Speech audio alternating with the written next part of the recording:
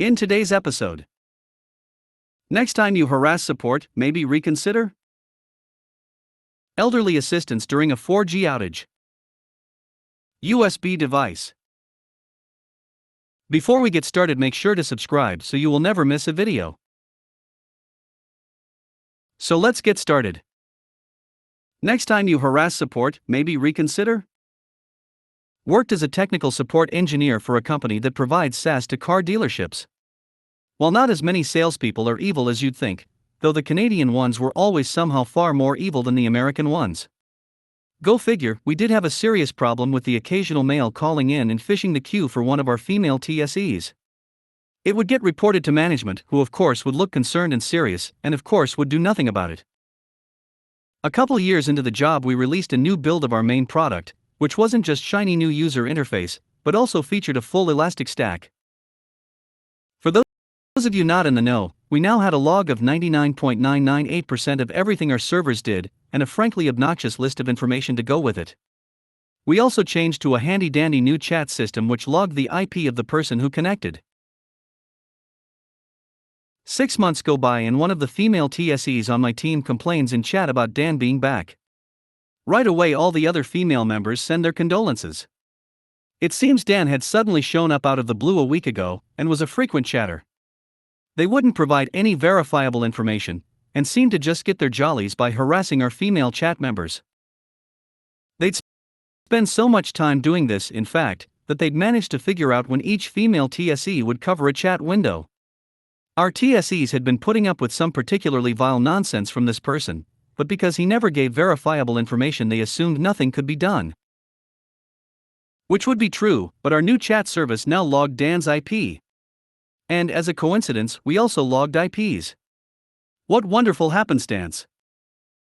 So I messaged my manager, who could barely pull themselves from Facebook long enough to clock in, never mind any actual management work, and informed him I had an urgent project I needed to tackle.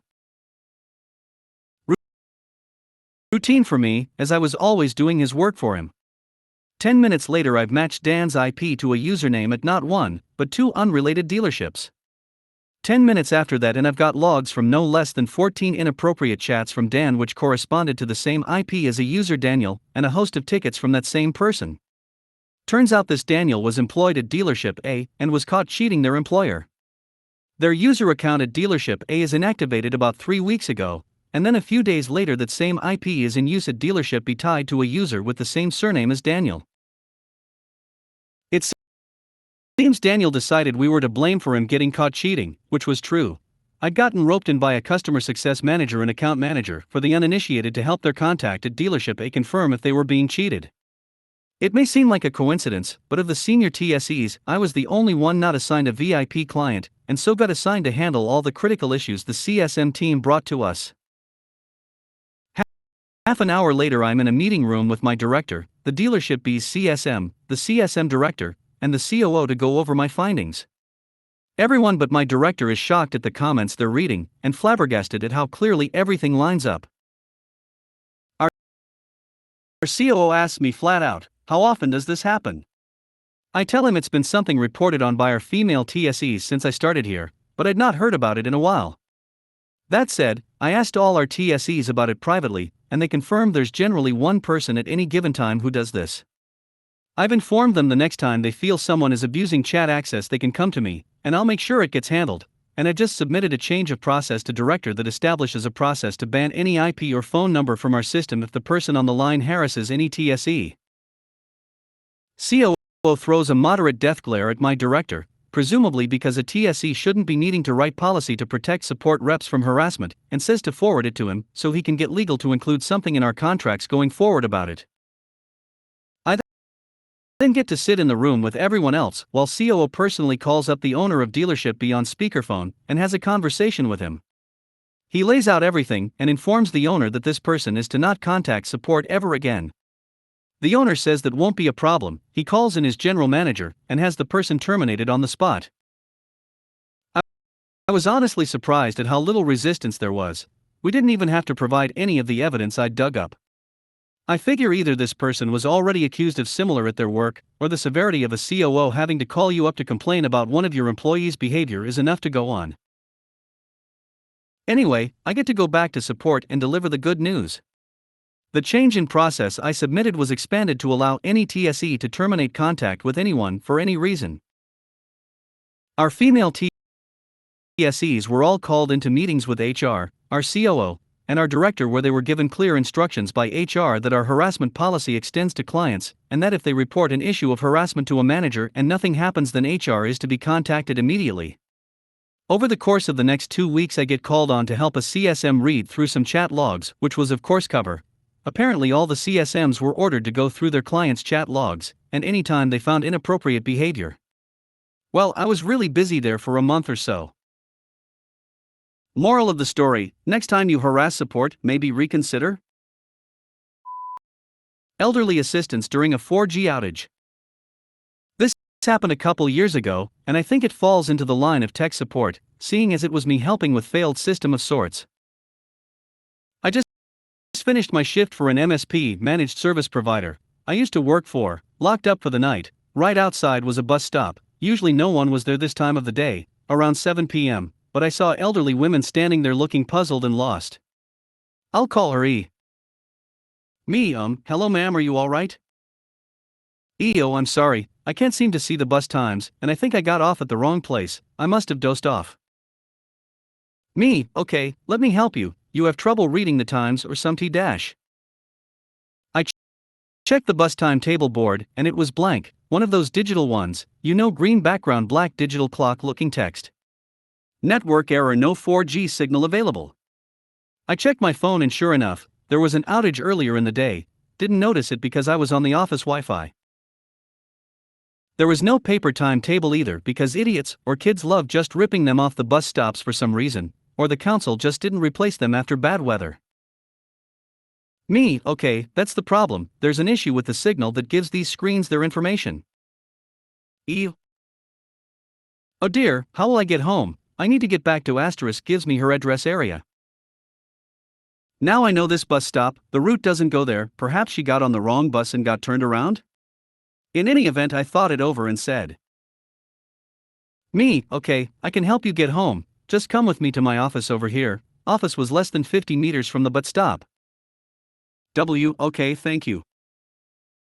I went into the office, unlocked and let her in the reception hall. Tiny office we worked out of, so got her to sit at one of the empty desks and offered her tea. She happily accepted. While she was having a drink, I called a local taxi company on the office line, seeing as my phone couldn't get a signal either, explained to them the situation and they asked for her address. I asked for the lady's address and she gave me her ID, because she was having trouble remembering, and that had her address on it.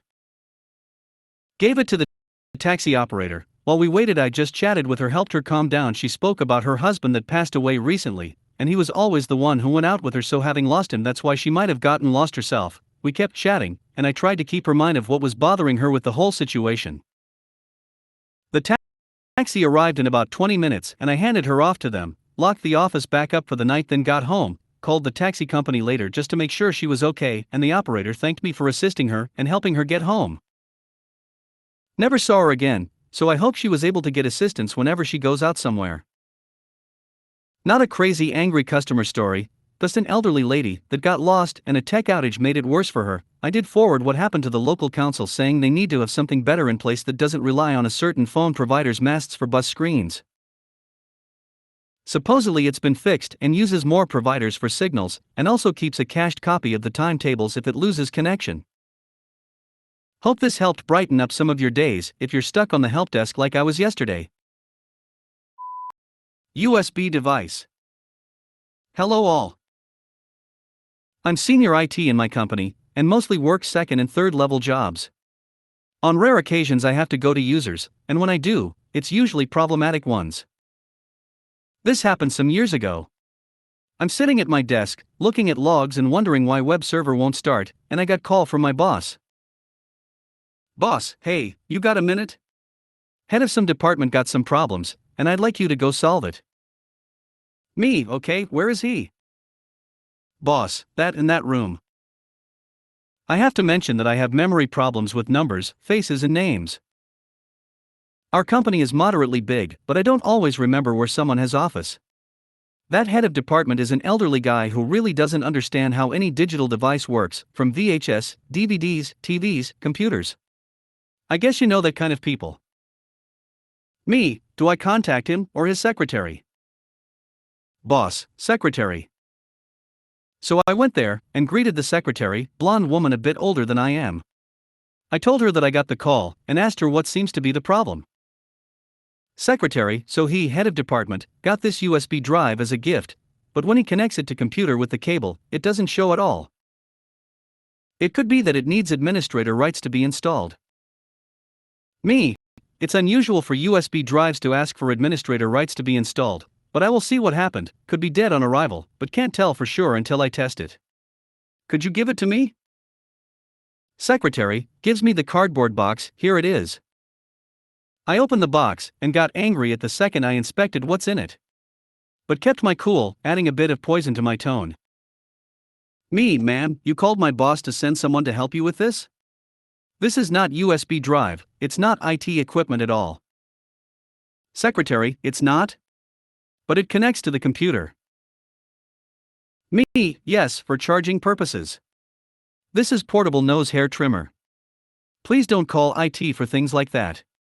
I'm going back to my room as I have more important things to solve.